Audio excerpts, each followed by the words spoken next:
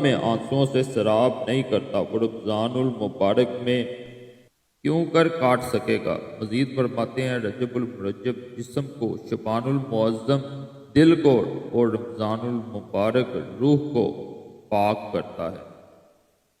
تو یہ ماہ مبارک ایسا مہینہ ہے جو پانے کا مہینہ ہے۔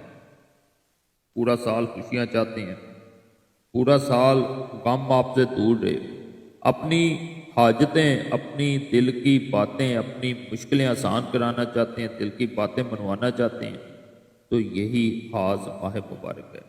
اس ماہ مبارک کو ایسے نہیں جانے دینا۔ کم از کم آج جو وظیفہ بتاؤں رات کو کر کے سو جائیں۔ اس ماہ مبارک کے بارے میں مزید آپ کو بتاتا ہوں، آپ کے مزید علم میں اضافہ ہوگا۔ ایک جنتی نہر کا نام رجب ہے، یہ فرمان مصطفیٰ صلی اللہ علیہ وسلم ہے۔ جنت میں ایک نہر ہے جسے رجب کہا جاتا ہے، جو دودھ سے زیادہ سفید اور شہد سے زیادہ میٹھی ہے۔ سبحان اللہ۔ تو جو کوئی رجب کا ایک روزہ رکھے تو اللہ عز و جل اسے اس نہر سے سیراب کرے گا۔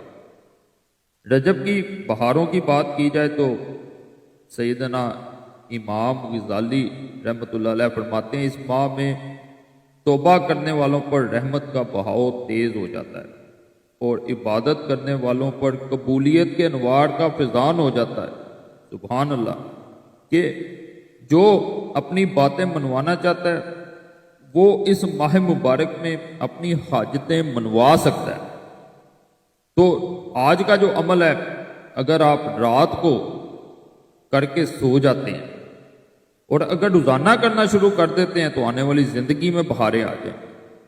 ایک بہن نے اسی طرح میسج چھوڑا تھا ای میل کے ذریعے کہ پیر قریشی صاحب، میرے گھر کے نہ مالی حالات اچھے ہیں، نہ ازواجی زندگی کے معاملات اچھے ہیں۔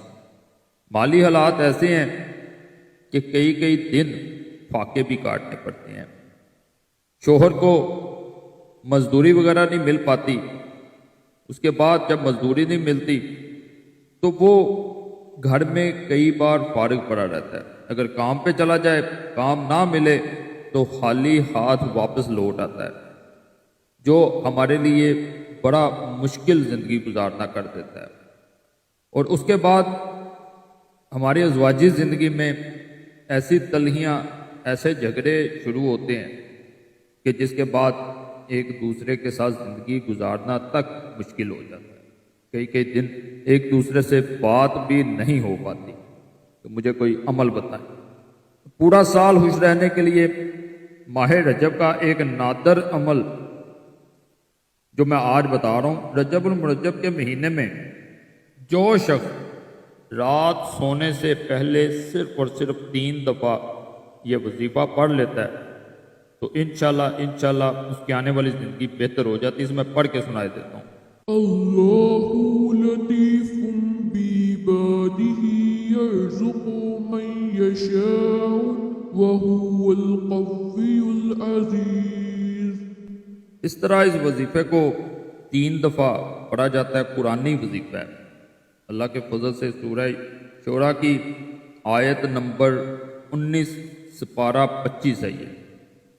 تو آپ خود بھی قرآن پاک میں اگر نہ سمجھ آئے پھر بھی تو پڑھ سکتے ہیں۔ اس کے ساتھ اس کے بعد آپ نے کچھ دیر اپنی حاجت یاد کرنی ہے۔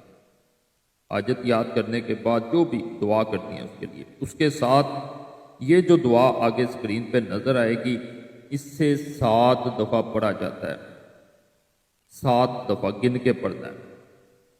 یہ میں ایک دفعہ آپ کو پڑھ کے سنائے دیتا ہوں تاکہ آپ کو اس میں بھی پڑھنے میں مشکل پیش نہ آئے۔ أدم نعمتك ولطف بنقي ما قدرته علينا۔ اس طرح اسے 7 دفعہ پڑھنا ہے، انشاءاللہ پورا سال خوشحالی فراوانی رہے گی۔ جو نعمت اس کے پاس ہوگی وہ ہمیشہ کے لیے پھر رہے گی۔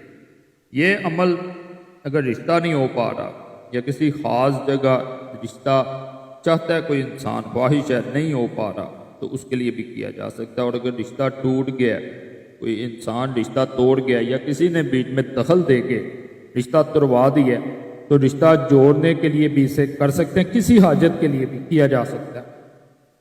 اور اگر مالی حالات بہتر نہیں ہیں آپ کے، مالی حالات خراب ہیں، جیسا بہن نے بھی کہا ہے، تو پورا سال رزقی فراوانی رہے گی، بے روزگار ہیں، تنگ دستی ہے، تو پھر بھی اس عمل کو ایک دفعہ ضرور کرنا ہے۔ بہنیں خاص طور پہ اس عمل کو کریں، گھر میں اگر چاہتے ہیں کہ رحمت ہو، برکت ہو، کوئی لمبا عمل نہیں ہے، سوتے وقت ایک دفعہ کر لینا ہے۔ اس عمل کو کرنے والے کے اوپر دوسرے لوگ مہربان ہوتے ہیں، محبت کرتے ہیں۔ جو چاہتا ہے کہ خدائی مہربان ہو جائے اس پہ، تو وہ بھی یہ عمل کرے۔ لوگ بلا مقصد، بلا کسی فائدے کے آپ سے محبت کریں گے، نہیں تو دنیا کسی نہ کسی مقصد اور کسی نہ کسی فائدے سے ہی محبت کرتی ہے۔ بے لوز محبت چاہتے ہیں تو پھر بھی اس عمل کو ضرور کریں۔ باقی اجازت کے لیے گزارش ہے، ویڈیو لائک کرنی ہے، چینل ضرور سبسکرائب کرنا ہے اور گھنٹی کے نشان پہ لازماً دبانا۔